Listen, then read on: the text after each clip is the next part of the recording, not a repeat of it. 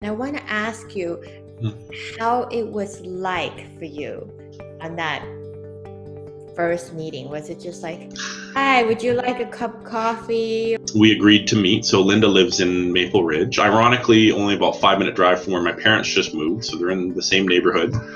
Wow. Yeah, it's weird, but anyhow, and she said, well, there's this restaurant that I like to go to. Would you be willing to come meet me there? And I said, okay. And I was super nervous. It almost felt like a first date, like, because I brought her flowers and I dressed up nice, and I didn't really know what to expect, and she showed up, and she's tiny, she's so cute, she's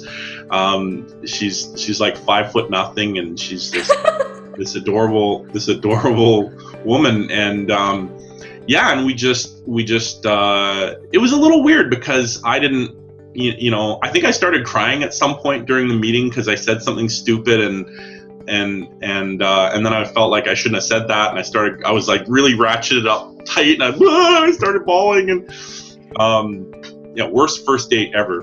But the best, because there's vulnerability. Yeah.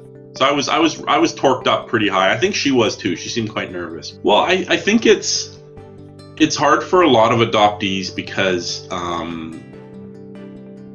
when you meet that person that gave birth to you, you want them to feel like they did the right thing, and that you turned out okay.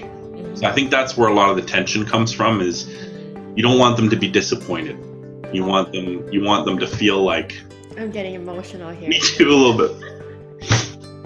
You want them to feel like they did the right thing and they made the right choice. And, so I had a really good childhood, and I had wonderful parents. I have wonderful parents. And so that was what I was trying to get across, was, you made the right choice. You gave me to people who really wanted me and loved me and gave me a good childhood.